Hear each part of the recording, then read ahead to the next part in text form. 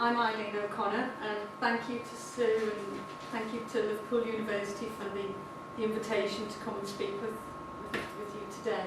Really honoured to receive that invitation to be here. So I'll just go through the campaign, and I don't know how to move to the next slide. So just this arrow. Okay, I'm here to speak about the Grassroots campaign, to how we've taken it to the global level. And I'm Eileen O'Connor. I'm now the director of the Radiation Research Trust, which is a UK-based charity, and which was formed in 2003. I'm also the board member for the International EMF Alliance and a co-founder of that too, and a member of the EU Commission EMF discussion group, which I helped to form and bring the scientists together from both sides of the debate on that. But, and Susan will make her introduction of how she got involved when it comes to Susan's slides. So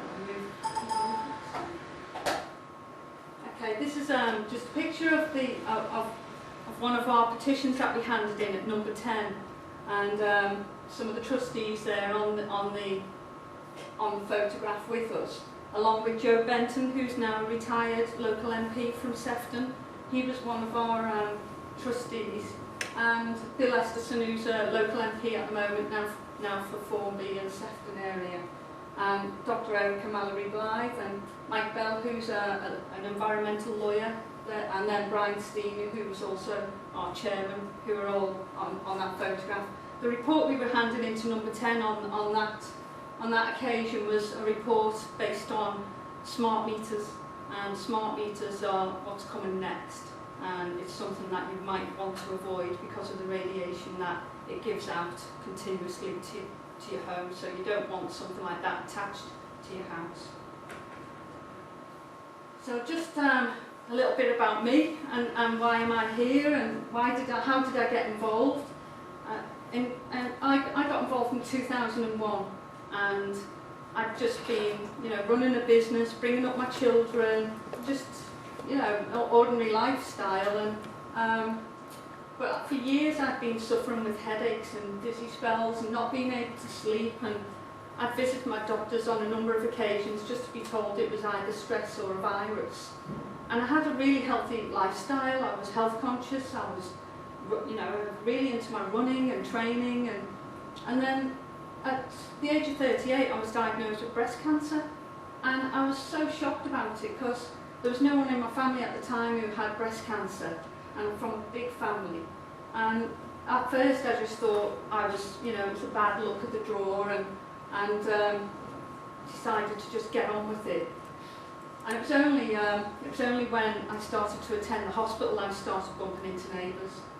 I've no doubt now, from what I've learned over this time since 2001, that the foam mast that I was being exposed to 24/7, that was just 100 metres from my home, was responsible for causing that breast cancer and all the radiation symptoms that I had been experiencing years leading up to that diagnosis. But at the time, I didn't realise that was the cause. So, but we're sure where I was living in Sutton Coldfield, it's not unique. We've discovered since that there are many other people living in cancer clusters around foam masts throughout the world. So here's a bit about our story and a bit how our story unfolded. This is after 7 years of living next to this big 22-metre foam mast, and this is how our story unfolded in 2001. There's 5 ladies we discovered diagnosed with breast cancer, all within about 6 months of each other. Well, there was 1 case of prostate cancer, bladder cancer, lung cancer, 3 cases of pre-cancer cervical cells in young women, 1 motor neurone disease, and from our neighbour Brian, who died at the age of 51. People were developing benign lumps as well, and these were just young women. And electrosensitivity, which we now know, has got a name because this is the condition similar to what I was just talking about. We discovered that lots of us were suffering with the sleep problems, the headaches, and the skin rashes, severe skin rashes. I was one of them who had severe skin rash.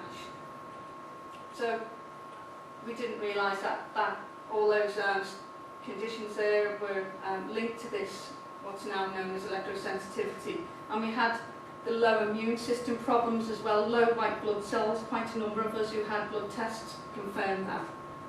There was even a horse with blood problems, and when they took the horse out of the field and moved it to another area, the horse's blood would recover. So the mast was forcefully removed in 2003. Been there from 1994 to 2003. And after the mast's removal, there was a real restored feeling of well-being, and people were able to sleep, and the dizzy spells and the vertigo and headaches, they disappeared. I mean, we had where we lived as well. Most of the people living there work there as well. You know, we had our office there with a number of staff. Our staff, we had 12 people working for us who constantly had painkillers for their headaches. And all that had gone, and even the riding stables across the road with lots of staff working for them. You know, we all live and worked in this community. So we were all reporting that feelings of well-being. This is a little map. It's only a small little village. And so that list that I highlighted there is really alarming to consider. There was just 18 houses with that amount of people ill. And these are young people that are living just within a 500-metre range around the foam mast. We calculated in a health survey that 77% of the residents had some form of condition which we believed was associated with that radiation from the mast. And this is a little map just showing where the mast was, and just you can see it was just all open fields, and then the houses just around it, so there was nothing blocking that radiation.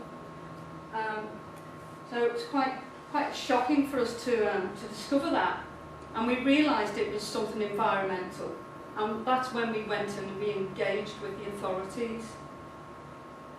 So this is where the grassroots really matters. This is where our grassroots campaign started. Before we go to that quote, I'll just tell you a little bit more about the grassroots campaign. We, as a village, we formed a local action group called SCRAM, and that stood for Seriously Concerned Residents Against Masts. And we had lots of people throughout the community who came and joined forces with us because they heard about our cancer cluster and they were absolutely shocked. And they were shocked, you know, that this mast was there and we were calling for help, and everybody was, in the authorities, seemed to be ignoring us and trying to tell us it was safe. And so we wouldn't accept that. You know, we started as a campaign group to start. We were phoning professors in universities, we were getting their views, we were researching, and then we were engaging with our local MP and councillors and local press. And then we got in touch with the environmental health as well for Birmingham, and the planners, everyone we could think of who could be involved with this. And the environmental health actually did a survey of the area, and they tested the soil, the water quality, they checked the historic records going back over 100 years, and they came back and said they couldn't find anything that could have been responsible for our health conditions. And we'd had one of the best health records in the West Midlands up until that point in time. So that they were convinced there could be something environmental going on with that mast at the time as well. And so we then had engaged with the local public health as well, who agreed to allow us to have our white blood cells tested because we were suffering with low immune system problems. And we were finding that when we went to other areas away from the mast, our white blood cells were recovering. And so 9 of us actually went to have our blood tested, including 2 of my children, which was really just stressful at the time. It confirmed that we all had low white blood cells. So that's affecting your immune system, you know, and which is really unknown for people who are also young. I know chemotherapy can affect your white blood cells, which it did with me, but when I went away from the mast, I was able to see a remarkable recovery in my white blood cells. So this was beginning to really tie all the dots together. So I've gone from the grassroots level to engaging with scientists from all over the UK and all over the world. And I actually wanted to include this quote from Sir William Stewart. He was actually the chairman of the UK Health Protection Agency for over 20 years. He was the main scientific advisor to Margaret Thatcher and then Tony Blair, so he's the most senior scientific, most senior scientist in the UK. And he's become a good friend over the years. I've even recently met him, even though he's just retired. And he gave a quote out which I thought was really important at the 2008 conference that I organised in London. And he said that since 2000, and this is 2008, he gave this quote, there has been a mass of publications, reports, observations and views reporting to the very least to implicate that phones and base stations as a cause of adverse health effects. He said at a time when there's uncertainty, when more information is required, non-peer-reviewed articles should not be ignored. Doing so is ridiculous. They may be right and unproven, or they may offer pointers to be followed up on. Well, he was really trying to alert people to the fact that we had a cancer cluster there, we'd really studied it well, and we'd had all the authorities work with us, and yet they were still trying to ignore it. And we weren't alone, there were many others who were doing the same, and throughout the globe as well, who've been doing the same. But, you know, it was easy for the authorities to try and ignore it and say it was just by chance. But when you start to put all the jigsaw puzzles together, and the pieces of it together, you see it's not by chance. So he was right to be calling this to be looked at and not ignored and to be followed up on, because you'll find in history, and when you look at the epidemiology of studies from the past, and just one that I'll bring up is the cholera outbreak, when they found that the cholera seemed to be around the water pumps, and it was Dr. Snow at the time who spotted that it seemed to be around the water pumps and that where the cholera outbreak was. And if that had been ignored, where would we be today? You know, you have to listen to the people at the grassroots level. They know when there's something wrong. But unfortunately, you know, we're still fighting for that quote to be taken seriously and for him to be listened to. And this is from one of the most senior scientists in the UK that we've ever had. But at the same time, the phone mast that we had was a T-Mobile phone mast. We had been engaging with T-Mobile, pleading for our lives, asking them to remove the mast. They were saying, you know, all the same industry sort of quotes, that they were working within the guidelines, that there was no research, that we shouldn't be concerned. But all along, years later, we discovered that they knew all the time. The hidden truth was there from the year 2000, and consider our cancer cluster was discovered in 2001. T-Mobile had a report, which they'd had a review done in Germany of over 220 peer-reviewed published papers, and they found evidence for effects on the nervous system, cancer-initiating and promoting effects, impairments of certain brain functions, loss of memory and cognitive function, and this Ecolog Institute called for an immediate downregulation of the ICNIRB guidelines, which were brought in later. The guidelines we were operating in at that time in 2001 were even higher than ICNIRB. And so this study, so profound in its conclusions of harm, it wasn't circulated, it remained hidden in the German language until it was discovered it was actually leaked to an activist group in the UK who actually translated that report. So they knew all along. So we actually received legal advice. We engaged with a lawyer, we raised funds locally, and the legal advice we received was to actually serve notice against T-Mobile, which we've done. And we did that at the time when we highlighted all the effects that we were suffering with as a community, and we pleaded with them to remove the mast. And we said we'd said in this legal letter that if they did not remove the mast, they would be held responsible. You know, we will hold them on notice for all time's sake. And they asked us not to, they pleaded with us not to. They tried to engage with us and falsely gave us hope that they may move the mast to another area. And we were determined it had to be an area that wouldn't be affected. It had to be somewhere completely away from people's homes. So we failed in that, being able to search for somewhere else. It was just a delay tactic from them really to try and, I've learned it since. And anyway, that letter has been served against T-Mobile now, and it stands. And it's the importance of doing that is because the smoking industry was never ever served notice to tell them that the cigarettes and smoking was dangerous. So they've been allowed to get away with payouts, compensation, but the asbestos industry were given notice, and so they've ended up having to be a bit more responsible quicker and payouts and withdrawing all that dangerous stuff out. So one day I'm hoping that we've got enough evidence now to be able to take them to court and actually get justice for the people who've suffered.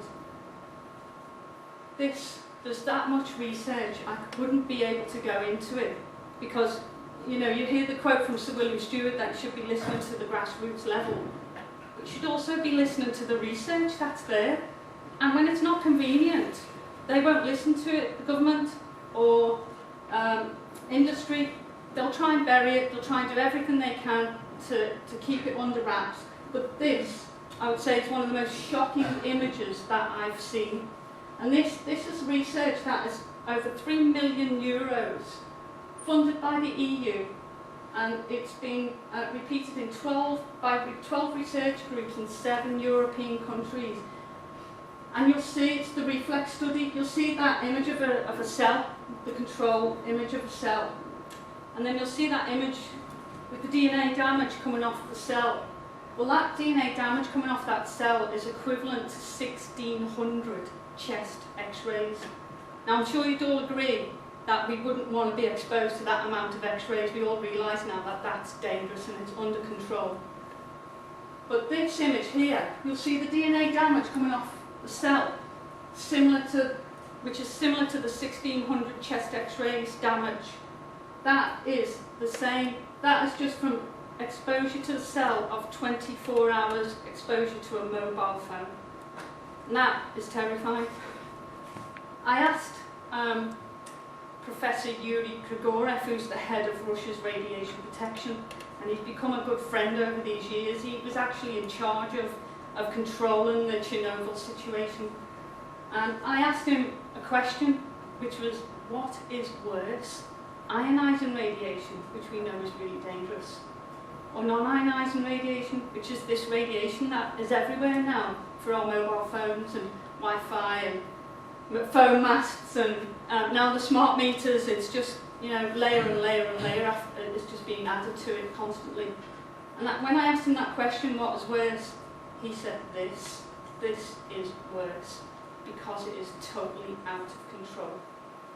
And I was in Athens as well just last year, and I asked the same question to one of the leading professors of the university in Athens, and I didn't tell him the answer I got from Yuri Grigorev, but he gave me the same answer as well. And they had all their animal research that was on the go at the time, which was exposing flies and mice and rats to this form of radiation that we're being exposed to every day. And they had the control groups, and they're just seeing the results there. They were showing us around the labs, and it's all the information's there, all the research is there, all the grassroots level stuff is there globally, and it is exploding, but people aren't being told about it. So epidemiology is being studied as well by groups of researchers. We've got some brilliant scientists throughout this world who are actually going out there and they are shouting about this, and they're really putting all their time and all their effort and everything into it. And this group of scientists actually reviewed 10 epidemiology studies on phone masts. And this is up to 500 metres around the mast. And some of them studies actually examined cancer as well. And then the others were affects the neurobehavioural symptoms which we were all suffering with. And 8 out of the 10 of the studies reported the adverse effects. So, this is all peer-reviewed, published research that's just getting ignored.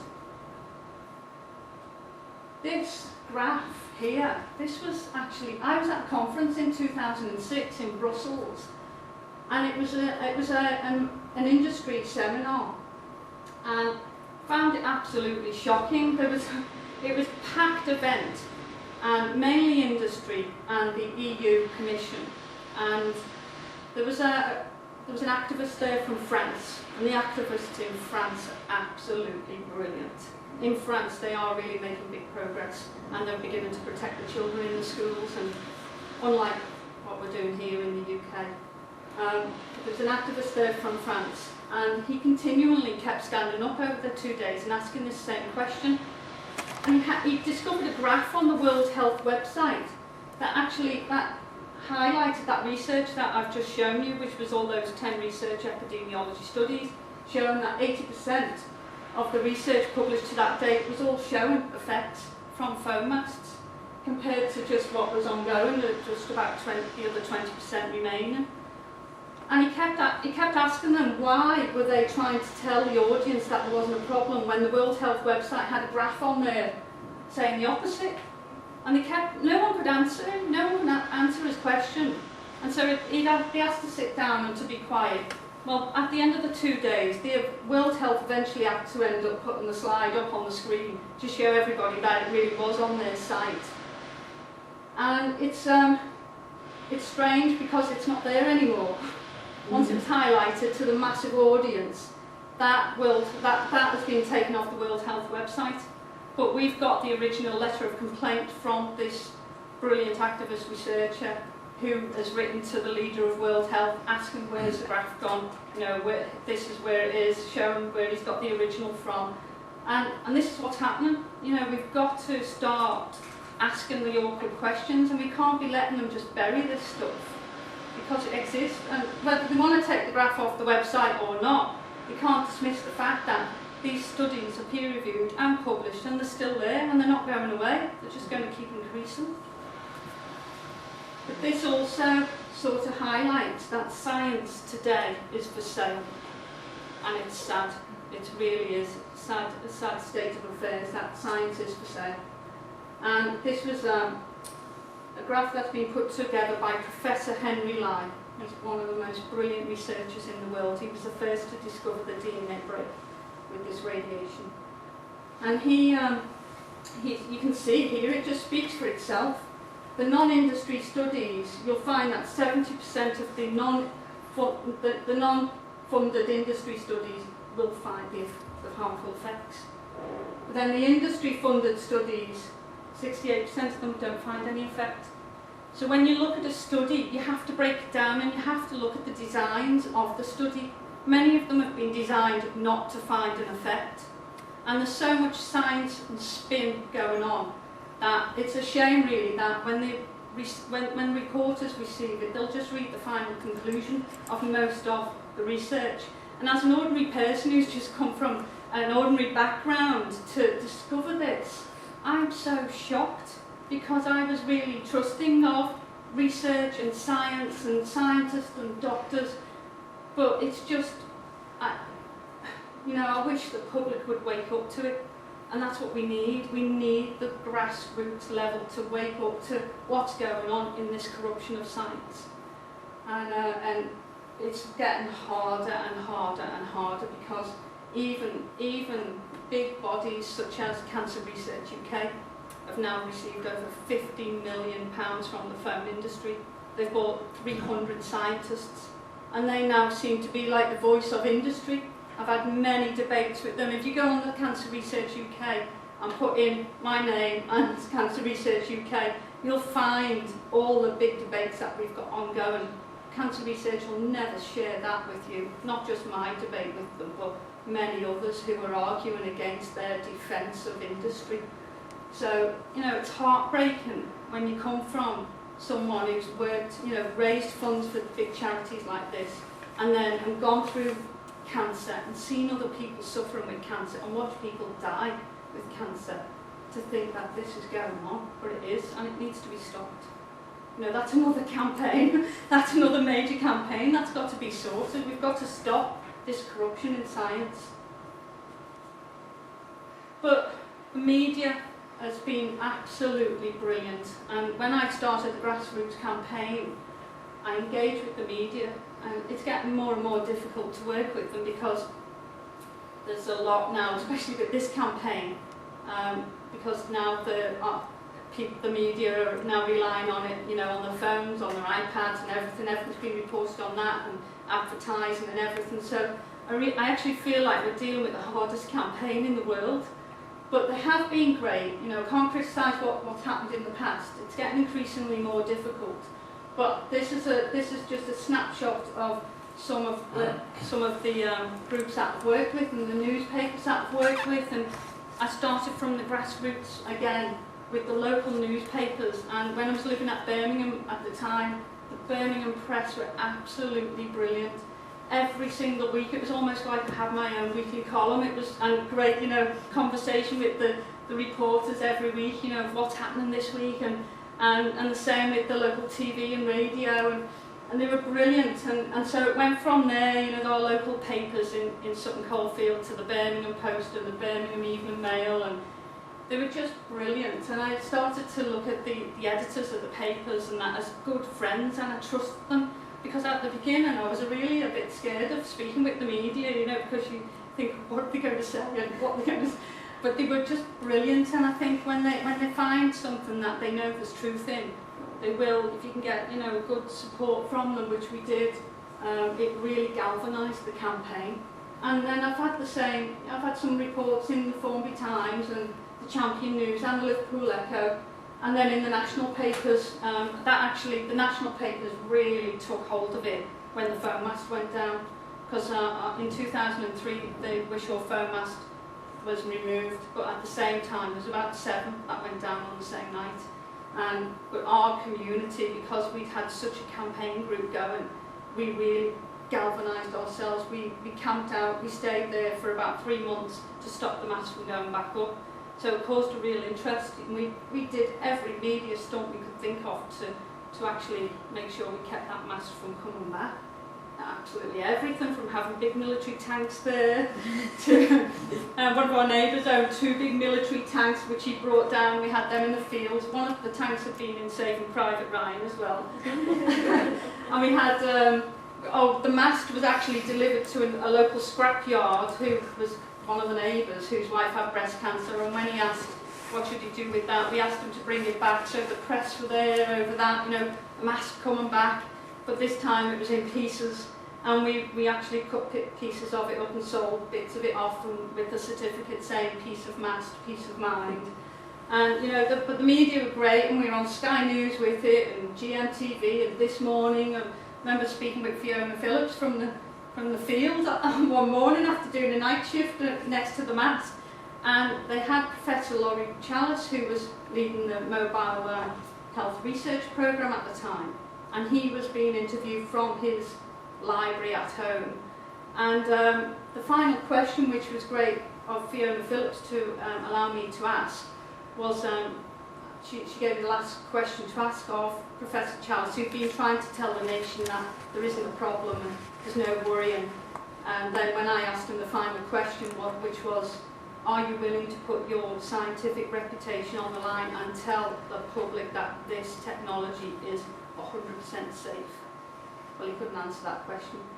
There was no way he could answer it, and he just said, no, I can't say that. So it was great, you know, that everyone heard that. No one can tell you that this technology is safe, and it's not safe. So I even went on a reality TV show called Vote For Me, and I was that desperate to get the message out. It's not something I was comfortable doing, but it was on ITV every night for a week, and the judges was Lorraine Kelly, John Sargent, and Kelvin Mackenzie, and it was a political show. And it was all about trying to see if you could engage with the public, but not be the typical type of politician. And I went in on a single issue, which was phone masts. So it was live on television every night for the week, and it was great because I could get the message out every night for the week. But because of the issue I was covering, there was lawyers crawling over the show all the time, and we were allowed to practice our 2-minute opening every day, but I would get to just about half an hour to go live on television. I'd have my speech scrapped because of the industry lawyers who would have got to it and said, you can't say this, you'll have to make a new speech. You know, so it was quite a lot of pressure, but it was great because that week it was almost like a godsend, because on the front of the, I think it was the Times or the Telegraph, I think it was the Times, it had a massive picture of a brain with brain tumour on the front page, and a headline, mobile phones and brain tumours, and the research had been released that week showing that there was a connection. So I was able to go live on television with, it's not just me trying to tell you this, take a look at this today in the papers.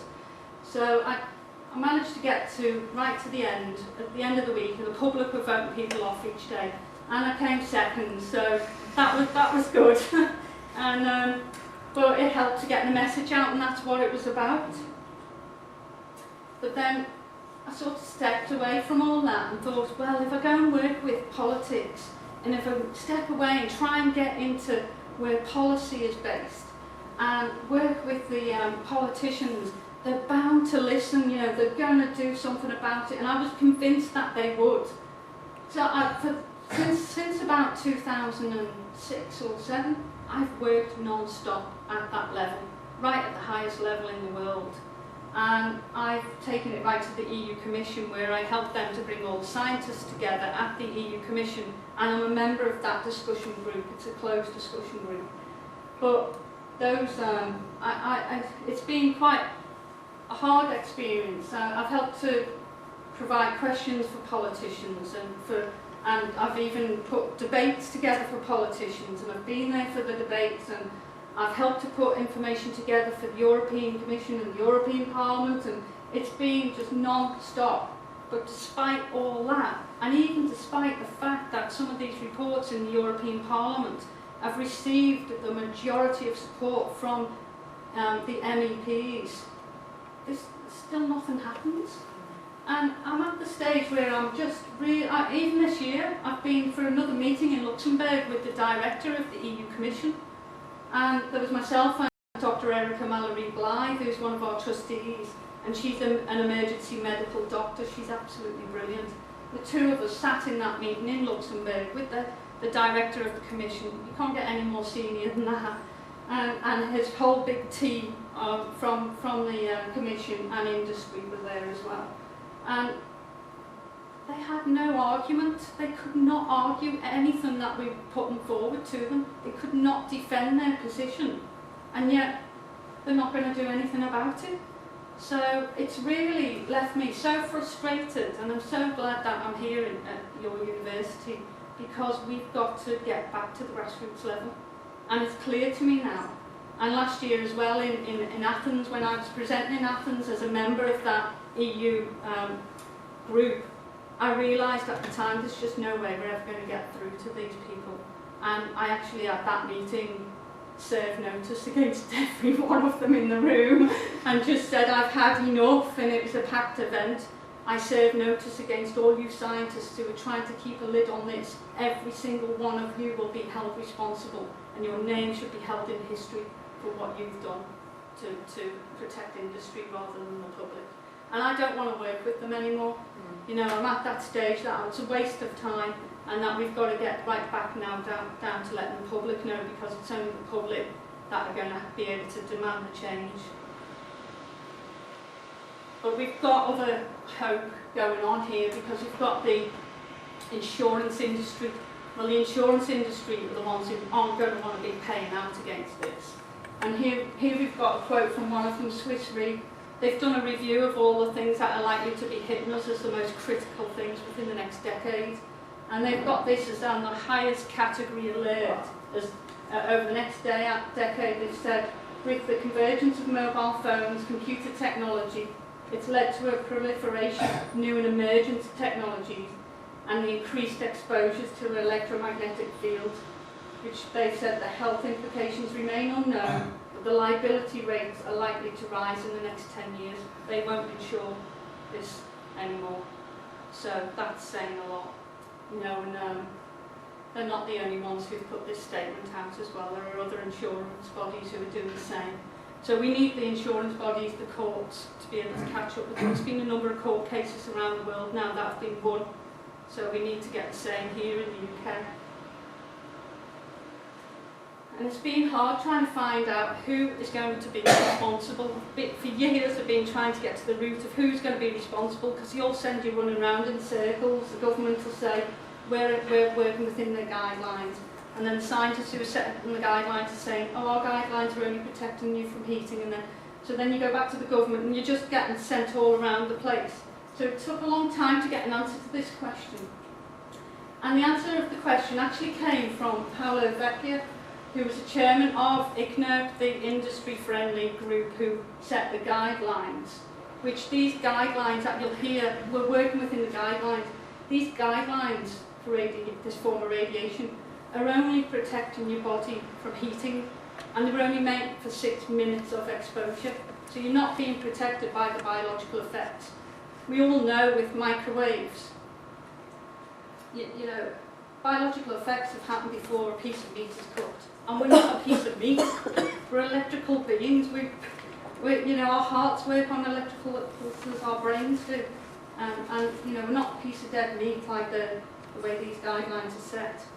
But he actually said, and this is quite an important statement, at the 2008 conference, he said in his presentation that he wanted to make it very clear that the guidelines were neither mandatory prescriptions for safety or the last word on the issue, and they were not meant to be defensive walls for industry or others. So this statement made it completely clear that the decision to adopt these guidelines that we're working with now as international legislation and are not protecting the public, it shows that it's political. So the people who are responsible are the politicians, and that's where it lies. The government's misuse of the guidelines, that's got us in this mess. And those guidelines, no one knows what's safe. So only 40% of the world have adopted them guidelines, although the other parts of the world have got more stringent guidelines than that. And no one's even checking. There's no industry even going around to check what the radiation limits are around us. And then for the last 30 years, with the increase of this technology, the radiation limits have increased 100 billion times. So if you think that's not going to make any difference to the planet, I think it's probably one of the biggest issues on the planet today. So this is my last slide. I'm going to bring you on to Susan now. That just really does a snapshot of where the groups that I'm involved with, from the local SCRAM, Seriously Concerned Residents Against Mass group, then to the Radiation Research Trust that I'm the director of. It's global now. We've got support from scientists from all over the globe. And the International EMF Alliance, that is also global now. That was a group I brought together in Norway, and we set that up, and you ought to take a look at that. And the EMF discussion group is no longer working. That's now Public Health England, and Sir William Stewart is retired. So, but I was a member of that for a number of years, and now the EU Commission. So I'll pass you on to Susan Foster. I'm really, really grateful to my colleague and friend for being here today from America, because she'll be able to show that while I was doing this campaign in the UK, and I didn't know Susan at the time, Susan was doing the same in America, so she's a snapshot to what's going on in other countries around the world, and she's not alone. There's many others who are leading this campaign like we are in other countries. Thanks for listening. Hi, my name is Susan Foster. I am a medical writer. I am a medical social worker, and I am here today. I've been working for the last 2 weeks with Eileen. We're doing a book together, coming together across the pond. They're really stories of what Eileen has been doing, which you've just heard, and then what I've been doing with the firefighters in the U.S. We believe that governments are not doing it. They're working in concert with industry, and that people are not really going to take notice and understand what's going on until they hear the stories of individuals and communities that have truly been affected. It's very disturbing to me, and I used to be a medical social worker with terminal cancer patients. So my job was to counsel patients as they were dying of cancer. And probably everybody in this room, I couldn't have said this 20 years ago, it would have been true. Maybe even 10 years ago. but I would imagine everybody in this room knows somebody who has died of cancer, somebody close to you. So you know the agony of a death by cancer.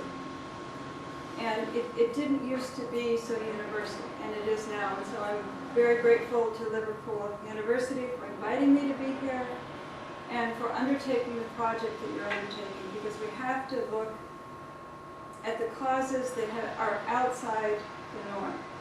Usually we're looking at diet and exercise and all of the things that you've talked about. Lifestyle, what is causing cancer? And I'm actually going to talk about a cluster today, a cluster that we found in firefighters in California. And I will surprise you with the fact that not one of these men has cancer yet. Okay, I've interviewed each one of the men in the station where we've done the study. And I've asked each one, how do you think you're going to die? Because as you can imagine, there are a lot of ways a firefighter can meet death. Every single man, and I asked them individually, believes after their exposure to the towers that they will die of cancer. But I'll explain something that I think has grown out of the study. It's a reason why I don't think they have cancer. But I think what we're seeing is a cluster of pre-Alzheimer's. So we're seeing a number of what we call electrosensitivity, and we're actually seeing brain damage in these men. So we should be concerned not just on the cancer front, but we should be concerned on the Alzheimer's front. And we will, at some point, have a convergence of monies in every country, healthcare monies going massively toward cancer, but also going toward Alzheimer's and care. And the money's going to run out. So what you're doing here at Liverpool University is of profound importance. I can't express that enough. I think I'd like to say one other thing before I really get started on the story of the firefighters, and that is that when I ask people, Eileen and I agree, we need to get back to grassroots. A lot of it starts at grassroots, and then it moves to governmental levels. But it needs to get back to grassroots. People need to demand change, and we've talked with experts around the world, and many people off the record are saying it's going to be the body count that tells the story. And that's, I can't imagine that. You know, are we facing, we have to ask ourselves, are we facing another black plague in a sense? A technological black plague? Because governments don't want to look at it. It's fantastic for the economy, all right? It's fueling the economy. It's fantastic for communication. Everybody loves technology. The military loves it, perhaps even more than the government loves the revenue coming in. The governments in different countries get to sell the airwaves. So there were billions of dollars that came into the UK, to the US, all over the world, when governments sold the airwaves in the 90s. And that was one form of income coming in directly to governments. But also when the economy is going well, and this is what's driving the economy right now, then who wants to stop that? But at what cost? Where's the nexus of okay, we have the military technology that we want and we need and we love. You've got the government with the revenue and a really interesting, internecine relationship between government and industry because it's a revolving door. Okay, the tremendous political contributions that come to members of, I won't speak to the UK because I don't know, okay, but I will speak to the US. You have tremendous donations that are given to members of Congress, to candidates running for Senate, okay? And then the industry also can make donations to PACs, political action committees. These don't really have to be identified. Corporations now in the US are given the same status as individuals. There's not a cap on what they can give. And so the industry, the telecommunications industry, is able to give a tremendous amount of money to the government. And we lost objectivity a very, very long time ago. And in the US, you've probably heard, we now have Obamacare, we have more health care available for more people. And I believe that the cost is going to be borne by the government. and the cancer numbers are going up. The Alzheimer's rate is going up, the Alzheimer's costs are going up, the cost of care and the demands on individuals are going up. So when I talk to people who are in love with technology, and that's almost everybody, and I say, you know, if I could show you the numbers and I could show you the science about cancer and about Alzheimer's, would that change your use of the technology? And the majority of people in their 20s and 30s say no. I'd rather die 10 years sooner from a brain tumor and be able to be connected to my friends. And this is an extremely disturbing comment, and I feel it at a gut level because I've watched people die. And as I said, probably all of you have too. And I have watched people die of gliomas, the deadliest of brain tumors. And these are brain tumors that Dr. Leonard Hardell has proven are connected to cell phone, to RF radiation, to the radiation that comes from cell phones. So you see the rise in the use of cell phones, and he's been tracking this for between 20 and 25 years. And then there's a latency period, it's a lag time. And then there's a rise in gliomas, there's a rise in acoustic neuromas too. And those are the tumors, usually non-malignant, on the auditory nerve. So it's right where you hold your phone. But they're not fun to have taken out. And they're not fun to have left in either because they can become malignant. And I don't think anybody who just, you know, off the cuff says to me, I'd honestly rather die 10 years earlier than give up the technology. No, none of those people have seen anyone die of a glioma. It's a horrible, horrible death, and in the US it costs about $300,000 per glioma. Who's going to bear this cost? So the cost is going to be borne by governments, by individual country economies, by the world economy. But most of all, my greatest concern is it's going to be borne by all of us on a personal level. And so that is how I'm going to address cancer initially. Now I'm going to move into the neurology because Eileen really, we are doing a book together, her story in the UK, my story in the US for the firefighters. My story covers it's really, I don't see it as my story, but I'm more the glue that holds the firefighters together. And they have given us abundant information about neurology, about the brain, and about how the brain can be damaged by this technology. So we met by chance, or maybe it wasn't by chance, maybe it was by design. I went up to hear Eileen and some scientists speak in San Francisco. I live in San Diego, California. And Eileen was speaking in San Francisco in 2010. And so I went up to hear all these scientists, and they were fascinating. They were famous scientists. They had a great deal to say. But the one presentation that stayed with me was Eileen's, because it was a story. It was her story. It was the story of the Wishaw Cancer Cluster. And she absolutely, I held on to every word, and she captured my attention, and she captured my heart, because it was truly a heartfelt, sincere story. And it did resonate because I knew the story very well of the firefighters. And I thought, I hope we can have some time to meet afterwards. I hope we can have some time together. And we ended up, the table, probably 20 people, we ended up sitting across the table from each other just by chance, and we talked for 4 hours. And I told her I really felt she should do a book on her story, and I was working on something else at the time. And I kept after her, and we kept emailing, and then finally one day she emailed and said, do you want to do the book together? And yes, I did. She came over to the US in 2013, and we talked about how we could do it, and I'm back here.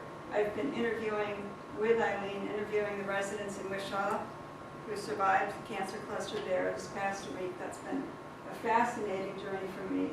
And so I'm honored to be here today at Liverpool University to see all of you and tell you about the firefighters. I got into this also to protect my family and to protect my neighborhood.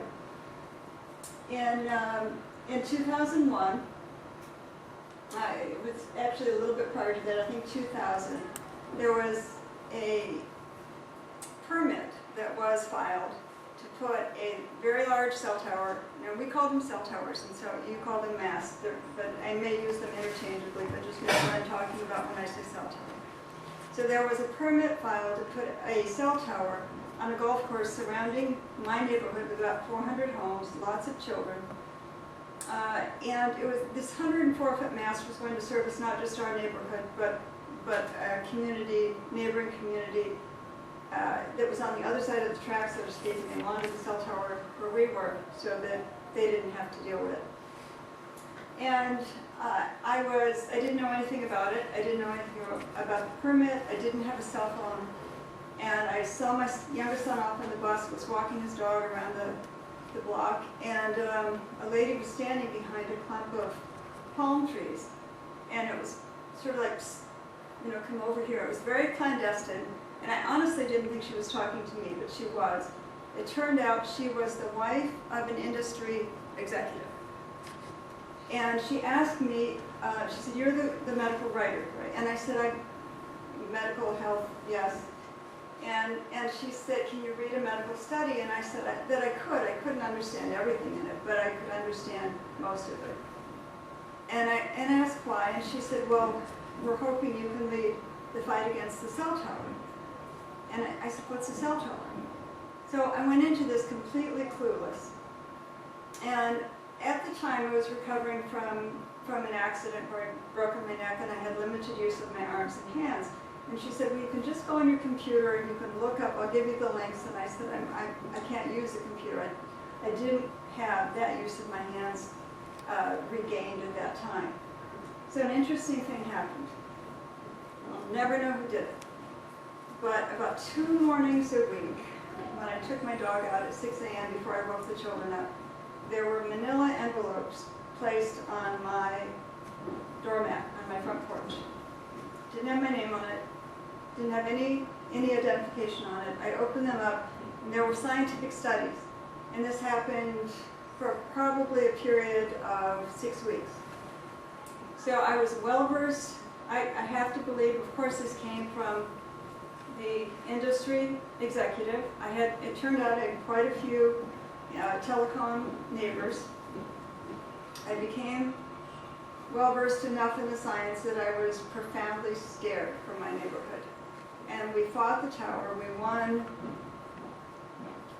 I'm the writer, I'm not the speaker. And when we were interviewed, because we did defeat this tower by taking out a parade permit, and there was going to be a celebrity golf tournament. You can't fight these on health. Do you know that? Does everybody know that? That you cannot fight these cell towers, masts based on health concerns. If this were a planning committee meeting, and I said, okay, it's time to, I'm head of the planning committee, and I say it's time to discuss the cell tower for, Susan's neighborhood. And any one of you raised your hand and said, well, I'm concerned, I've heard there's a health problem related to this tower. And then, let's say the planning committee voted against it and said, well, we heard what that person said about the health concerns, and so we're going to vote against the tower. And we don't want to cause cancer, we don't want to cause brain damage, we don't want to cause learning disabilities in our children. And guess what would happen? Guess what the U.S. law allows, and I think the UK law is extremely similar, right? Okay. Automatically, the company, be it Sprint, AT&T, T-Mobile, they would be granted permission to site the tower. Automatically, because health was discussed. And that is of tremendous concern, and that's one of the reasons that this technology has grown so it's absolutely out of control. I agreed after we took out this parade permit, and there was going to be a celebrity golf tournament, and we were just going to create as much publicity as we could. And we had a picket permit to carry signs and parade up and down the main street into my neighborhood while this celebrity golf tournament was going on, and all the TV cameras were there. And we were going to see, Nextel was the company that was going to put up the tower. And Nextel is killing our children. There were all sorts of signs. Nextel doesn't care about our children. It just as many signs as we possibly could.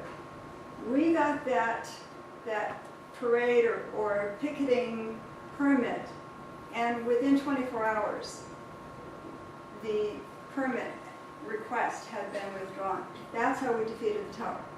So you have to be lucky and extremely creative. In Eileen's situation, that community would still have that massive tower if 6 or 7 towers hadn't gone down on bonfire night. Okay, and they didn't go down the legal way, they just went down. This has happened in Ireland, where there are cancer clusters, and the towers are just taken out. But for most of the rest of the world, if a tower is there, it's there to stay for, usually the lease is around 20 years, so you're stuck with it. And the number of towers are increasing, and the cancer rates are going up, and the rates of Alzheimer's are going up. So after we defeated this tower, Fox News wanted to interview us. No one wanted to do this. I gave the first interview of my life, and I was seen by a firefighter, and he asked if I would help fight the 24 antennas that were set to go on their station, and so I helped them. And then I heard about firefighters in Central California, and I heard about this group of firefighters who had a tower on one station since 1998, and this is in about 2001 that I'm hearing about this. So they'd had one tower since 1998 and one since 1999. And these were the firefighters that we studied, because the firefighters worked for up to 90 hours per week in the stations, and so these are their homes. And the cell towers were in very close proximity to each of the stations. One was 9 feet, 3 meters from the dormitory, from the bedroom, and one was right next to the kitchen eating area for the other station. So these guys were exposed. They were on for 24 hours, and then they were off for 24 hours. So they had exposure for almost half the week. The men were experiencing profound neurological symptoms with what we call electrosensitivity, but this was extreme electrosensitivity. Move on here. Before going to the next slide to show you their symptoms, you have to understand that in the US, as I would imagine in the UK, our firefighters pass rigorous cognitive and physical exams before being accepted into the fire department. They usually have to score a 98 or 99% on the cognitive exams to be accepted, and they have to be incredibly physically fit. Here's what these men were suffering from. Headaches. These are extreme. These were migraines. These were headaches. They didn't get a pass to go home. They continued to work, and they fought fires. They fought wildfires. They fought house fires, building fires, forest fires, and they went onto the freeway to rescue people from accidents with these headaches. So as you look at this list of symptoms I'll go through, you can imagine these are our first responders. These are the guardians of the gate. These are the guardians of society. And so when they are impaired, society is impaired, because we expect and need the best from these men and women. Headaches, they had extreme fatigue, they had sleep disruption, they had anesthesia like sleep, where these men can wake up, and I'm sorry, I don't mean to leave out the women when I say men. I'm saying this all inclusively. I'm not trying to be gender exclusive, but in this particular station where we did the brain study, we did have only men. So these men were used to waking up for emergencies, but after the tower was activated, and this is within an hour of the tower being activated, they started feeling symptoms. They're told there was no problem with the tower, so they didn't expect to feel unwell. They would sleep, and they would say it's like going under anesthesia. And it's like trying to wake up, but we can't. And one example they gave me was 4 of the top guys were called out, a 911 call. It's 999 here, correct? Okay. In the middle of the night. So you have the engineer who drives, the captain who sits next to him, and then 2 medics in back. and they were in the truck, the alarm was going off, they had a destination, they had an emergency, and they just sat there in a stupor. They had their gear on, but they just sat there, and none of them really knew that they were doing anything wrong. And finally, the captain turned to the engineer who had the keys in his hand, but he hadn't put them in the ignition yet. And he said, "Hey, I think we're supposed to be doing something.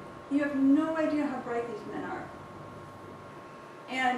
But this is how they were affected by the tower 9 feet from their bedroom. They also had inability to sleep, and these are symptoms that are universal to people with electrosensitivity. They had depression where they hadn't had it before. They had anxiety where they hadn't had it before. They had unexplained anger.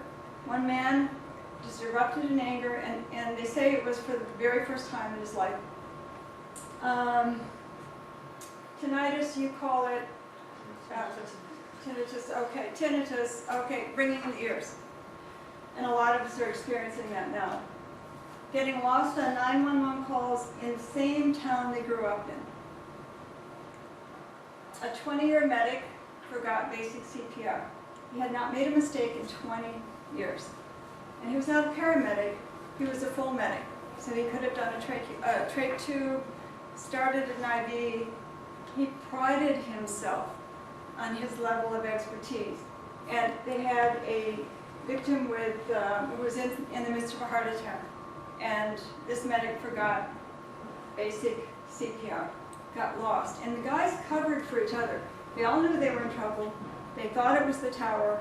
I mean, these are bright men, and they were all doing well until the tower was activated. And so they certainly were trying to get out of the contract. They couldn't. But in the meantime, they were covering for each other. And so the captain was counting. You know, you count the different steps, and so he was able to come in and take over. And this is how the guys have continued to function.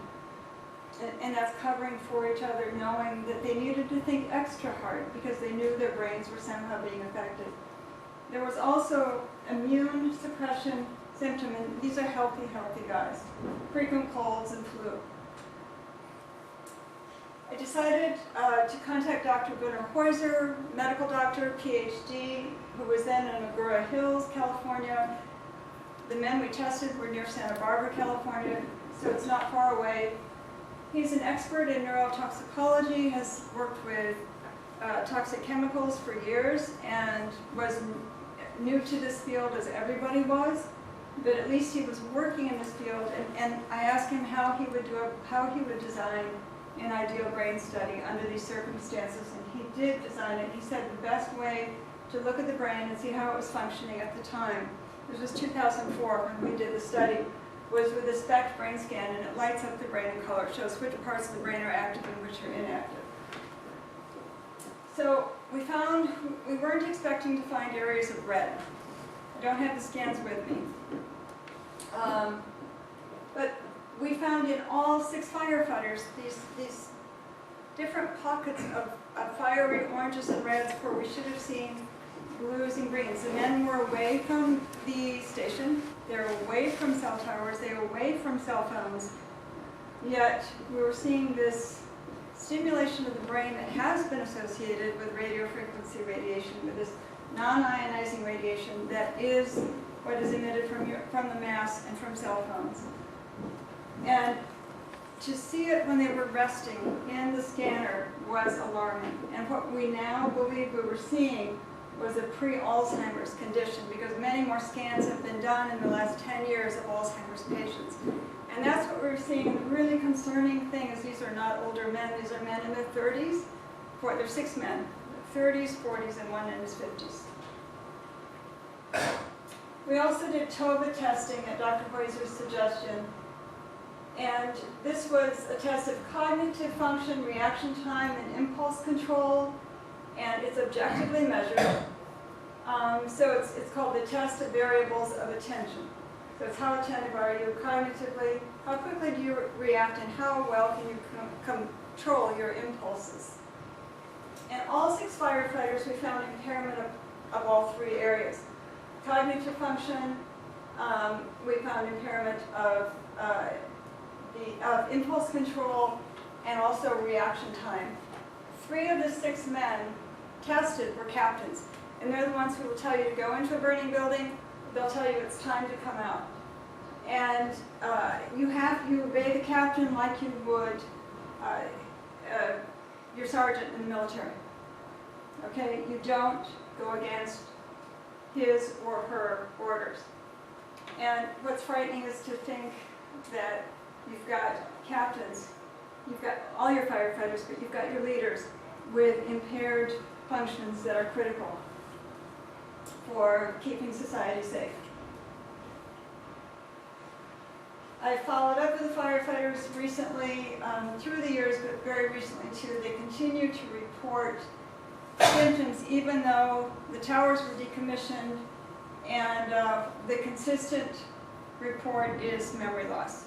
So they feel that their subjective complaint is that they feel that is permanent, and that they feel that there are pockets of their memory that they simply aren't going to be getting back. There are periods of time they don't remember.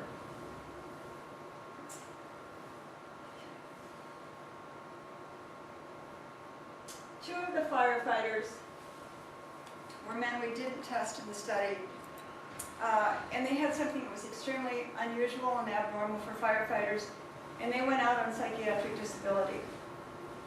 And this is almost unheard of among firefighters. The diagnosis was post-traumatic stress disorder for one, and the other simply stopped talking after responding to the scene of an accident along the freeway. A young man had died, but this is something that unfortunately they do see. And he came back to the station and he never talked again. The second firefighter was somebody who had a break with reality. He'd been away from the station for a month, recovering from a knee injury. And what we found is that when people are away from RF radiation, the same goes for an allergen. If you return to that, say you're allergic to wheat, and you go back, you stay away from it for a month and you go back to eating it, you can have an extreme reaction. Whereas if you eat it on a daily basis, it may not make you feel well, but you're not reacting in such an extreme way. And so this firefighter had been away from the station, away from the towers for a month. He came back after his knee had rehabbed, just saying hi to the guys. They're like family, they're like brothers, they all get along so well. And he walked in, they're talking, they're catching up, and they're looking at the board for what their assignments are going to be that morning. And all of a sudden, he just became an entirely different person. And this is not common among our firefighters. They have their times when they can kick back and relax, but they're really constantly working unless they're sleeping. And all of this, and they don't goof around in the following way. This man pretended that he was, or looked as if he were pretending to be a court jester, but in his head he was. He made this deep bow, pretended to take off his imaginary hat, danced around, did a number of really rapid fire movements, twirling around in this room where all the guys are sitting around getting their assignments for the day. And then all of a sudden his body went rigid and he collapsed. And he's on psychotropic drugs now. Again, I can't impress or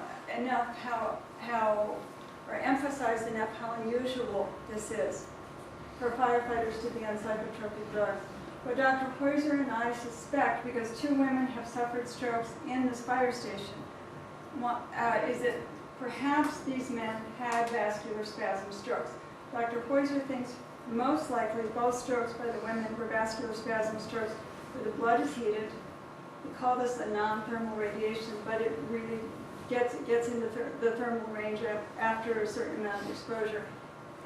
It can you're all familiar with your cell phones getting a little bit too hot by your ear. You can heat the blood fairly quickly, and then a blood vessel can go into spasms. It's not getting enough oxygen.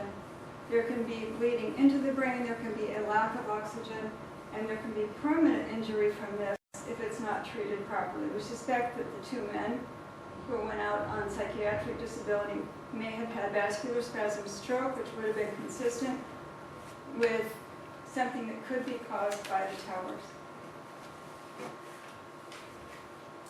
But, back to that other slide, just at the end, treating physicians are not familiar with this. treating physicians do not think cell towers mass cause problems. That is wrong. They absolutely, absolutely do. This slide is from cradle to grave. Based on the neurological abnormalities that Dr. Poyser and I found in the firefighters, including this hyperexcitability of the neurons, this constant firing of the neurons, even when they were resting and in repose. This can result in cell death. What happens if you don't sleep? If you don't sleep for 7 days and 7 nights, you can die. You likely will die if you are awake that entire time. Your brain craves rest.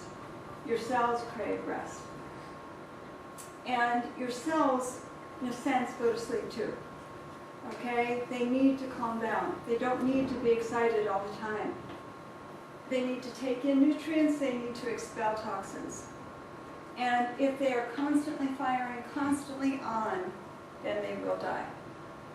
And so we're looking at, we believe we're looking at a tsunami, a coming tsunami, a pending tsunami that may already be here, of neurodegenerative diseases such as Alzheimer's, Parkinson's, and ALS, Lou Gehrig's disease. As I said before, the firefighters we tested were all in their 30s, 40s, and one in his 50s. And these men and these women are among the healthiest in the U.S. The implications for children and young adults are of grave concern. Children's cells divide more rapidly and their skulls are thinner, providing less protection against radiation for their rapidly developing brains. Children today will have a longer exposure to this radiation than ever before. So this is the first generation, children now, the first generation to go from cradle to grave, being exposed to this massive amount of non-ionizing radiation. Eileen and I looked at this slide and we thought, what do we title it? And we were coming up with different titles that would explain it, and then what really came to mind was why. Why? Why is this being ignored? This was a study by Gandhi and his colleagues in Utah in 1996. And this shows the penetration, first of all, an adult head. Okay, this is a cell phone at the ear, and this is radiation into the brain. Okay, it goes through the skull. It's not just stopping at the ear.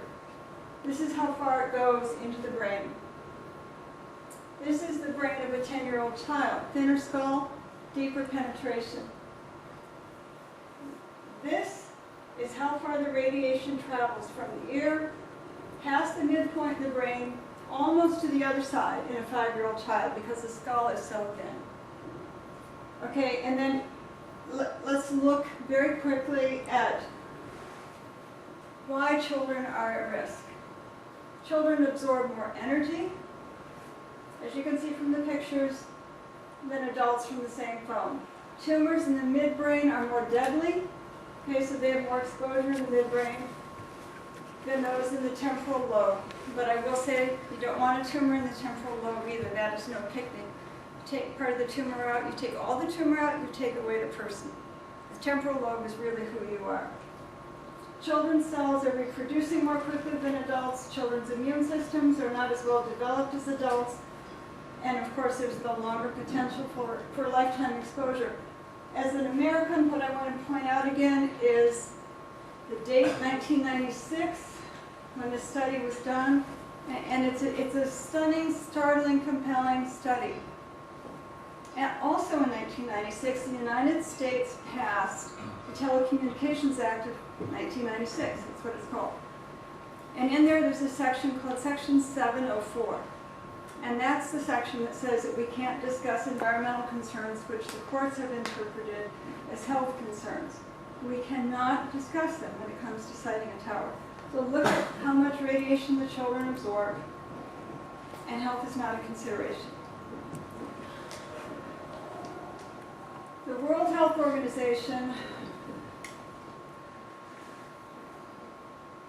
is a paradox, really, because it gave us some incredibly useful information in 2011. They gave the world an announcement. It did go global And it is a stunning, startling, compelling, and extremely accurate presentation of what RF radiation, non-ionizing radiation from mass cell towers, cell phones, smart meters, Wi-Fi, what that can do. It has been classified by the World Health Organization's Cancer Committee, IARC, as a 2B or possible human carcinogen. That's like DDT, that's like diesel fuel, okay? So the industry likes to, and a lot of governments like to say, oh, just possible. DDT, even the US banned DDT when it was classified as a 2B carcinogen. In March of 2014, I wrote a paper for the site that Eileen is, or for the trust that Eileen is the director of, that I'm an advisor to, the Radiation Research Trust. The World Health Organization had come out with a cancer report. It was over 500 pages. And for the first time they said, oh, we don't have control of cancer. We don't have enough cures, and cancer is growing at such a rate that there are 14 million new cases of cancer diagnosed every year, and that's going to double in the next 2 decades. Doctors are calling for prevention, okay? So I dove into this report. And guess what they're not concerned about when it comes to prevention, the World Health Organization? Radio frequency radiation. They're concerned about sunlight and tobacco, obesity, and lack of exercise.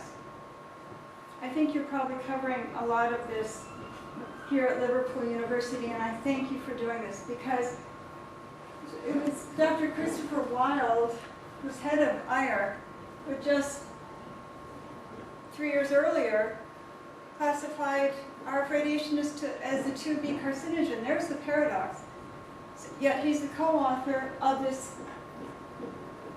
worldwide cancer review saying we need to prevent cancer, but he's not even mentioning radiofrequency radiation as a concern. He was also co-authored by Professor William Stewart, no relation to the wonderful Sir William. So we've called this the elephant in the room. It's what's not being discussed, but it's everywhere. The way forward, I think, is to find biologically friendly frequencies. And I won't get into the details of this. The link to the study is here. But the reason that the firefighters we did the brain study of and had this horrible exposure, these healthy men who became so ill, and they do have brain abnormalities, and now 10 years later we can call it brain damage. They, I believe, do not have cancer because they had a technology called CDMA. It's a technology that's not used as frequently, but there is this study that suggests that GSM, which most of your phones are GSM, most of your telecom companies use GSM technology, that may be 28 times more likely to cause cancer.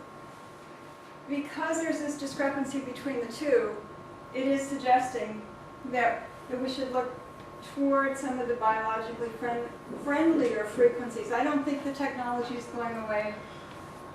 Eileen and I know it's not. Everybody knows it's not.